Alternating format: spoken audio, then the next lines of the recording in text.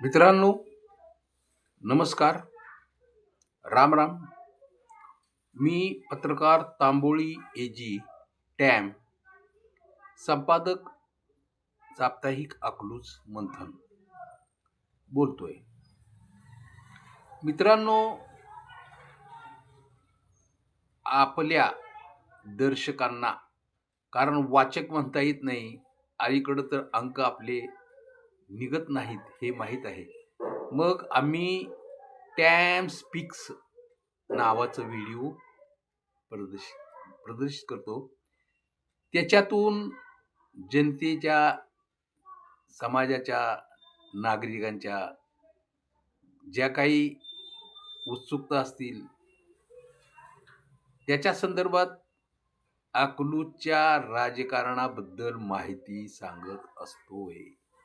आता गंमत अशी आहे की कोणाला काय त्याच्यात ऐकायचं याच्याविषयी सुद्धा जर आढावा घेतला तर एक गोष्ट लक्षात आलेली आहे. त्यांना ते जर स्थायिक असतील तर त्यांना इथल्या चांगल्या गोष्टीचाच विचार केला पाहिजे का नाही? अमुक अमुक असे त्याचे जे याचे लपडे लुपडे किंवा कुठलं काय हे होते, कुठं काय घडलंय, यार त्याच्यासाठी आहेत ना बाकीचे रिपोर्टर्स अनेक आहेत जे तुम्हाला बातम्या देतात. बातम्या देण्याचं हे वेगळं असतं आणि आपण जे सांगतोय तर विश्लेषण करत असतो की एखादी गोष्ट घडली तर याचा अर्थ असा नाही की केवळ आपल्या अकलूज बद्दलच माहिती सांगत बसलोय म्हणून. अकलूजला सजेस्टिव्ह अनेक चांगल्या गोष्टी असू शकतात आणि त्या मात्र आम्ही समोर मांडण्याचा प्रयत्न करतो. अर्थात सगळंच काही तुम्हाला ते त्याच्यात ताबडतोब लगेच मिळेल असं सांगता येत नाही. पण मित्रांनो, दिलदार मैत्री असावी म्हणतात. अकलूजच्या मुलांना एक मात्र जाणीव झाली असेल, अकलूजचे मित्र म्हणजे बाकी गावचे म्हणा, बाकी ठिकाणचे, मग शहरातले असू दे, मुंबईतले असू दे किंवा पुण्यातले असू दे, त्यांच्याशी मैत्री अकलूजकरांची अगदी अतूट होते. का बरं सांगा? आपला स्वभाव, आपली विचाराची स्वतःची शैली आणि आपण भले आपले प्रॉब्लेम आपल्याबरोबर असतात, आपण आपल्या पद्धतीनं सॉल्व्ह करून घेतो आणि बरेचसे जर तुमचे वेगळे काही विचार असतील तर ते सुद्धा आपण आपल्या पद्धतीने मांडून त्या पद्धतीने सोडविण्याचा विचार करतो, हो का नाही? मग प्रश्न असा आहे की अकलूजमध्ये नगर परिषदेच्या निवडणुकीच्या वेळेस एवढं काही गोष्टी करूनही, एवढं काही गोष्टी बोलूनही अकलूजकर हे कसं काय ह्या पद्धतीने निकाल देऊ शकतात याचा विचार प्रचंड चालू आहे, अगदी कालपासून ते अगदी वरपर्यंत. म्हणजे कसं आहे की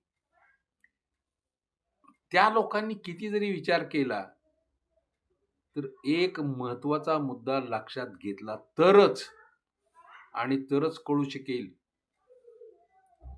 अकलूजचं जनतेचं मन कसं आहे, काय आहे.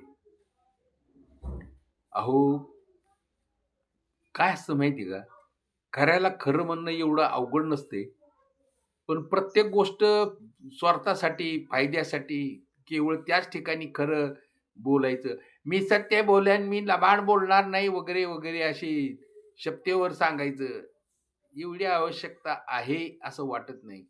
जनरल तुम्ही अशा पद्धतीने तुमचं कॅरेक्टर उभं करत असता, माहित असतं की हा मनुष्य सरळ मार्गी आहे, हा मनुष्य चांगली कामं करतो, हा मनुष्य चांगलं मार्गदर्शन करतो, हा मनुष्य मार्ग पण चांगला दाखवतो.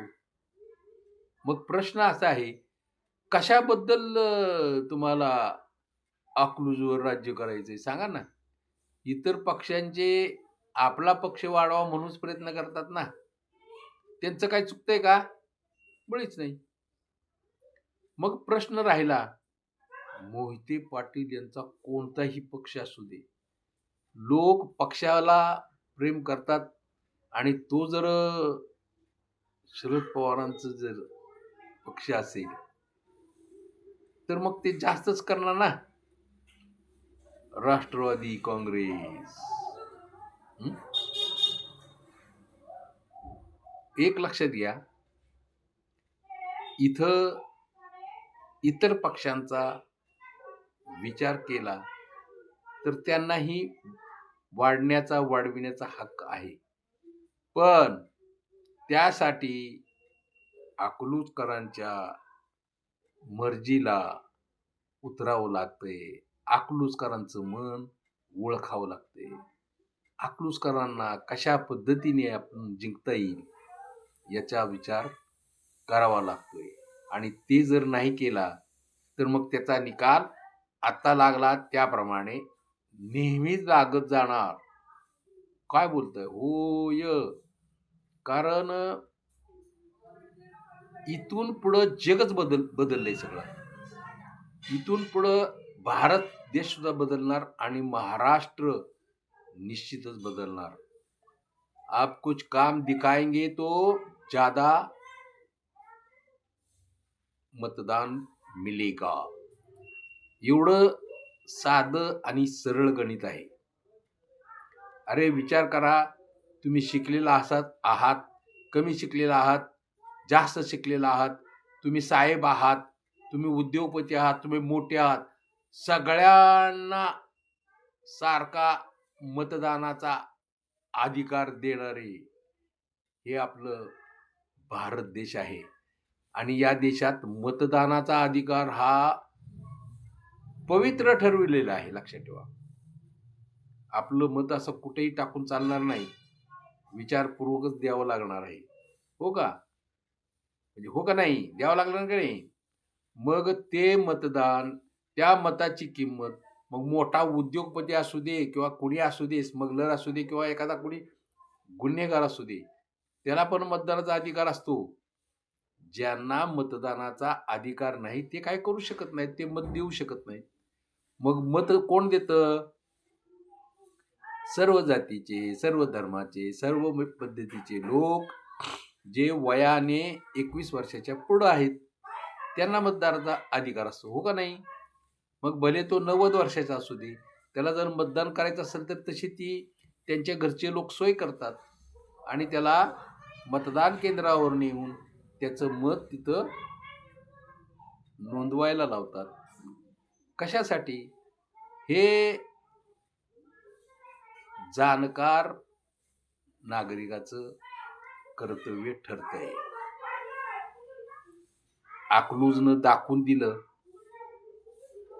प्रसंग पडला, वेळ पडली तर अकलूजचे लोक मोहिते पाटलांच्या सोबतच आहेत, सोबतच होते आणि सोबतच राहतील. इथे लक्षात. मित्रांनो, बाकीच्या लोकांना मात्र ते नवल वाटते, ते वाटू द्या, ते त्यांचे विचार आहेत. इथल्या लोकांचे काय विचार आहेत त्या पद्धतीनं तुम्ही जर मार्ग जो तुम्हाला शोधलाय तुम्ही त्या मार्गावरून जात असेल तर निश्चितच तुमचा फायदा होतो का नाही? ते प्रत्येकाला फायदा होतोय. असं म्हणतात की न जात पर न पात पर मतदान नहीं होता है, मतदान होता है काम पर, केलेल्या कामावर. आणि या भागात केवळ अकलूज नव्हे, माळशिरस तालुकाच नव्हे तर सोलापूर जिल्हा या ठिकाणी झालेल्या कामांचं प्रत्यक्ष दर्शन होत असते, दर्शन घडते आणि त्याचा फायदा आपण सर्वजण घेत असतोय. हो का नाही? होच म्हणावं लागेल. मग मुद्दा काय आहे? कुछ अच्छा करो, कुछ बनाओ, कुछ पब्लिक के लिए करो, तभी तुमको पब्लिक सोचेगा येते लक्षात? आता इथून पुढं थोडक्यात आणि मुद्द्याचं बोललं जाईल. त्याच्यावर थोडंसं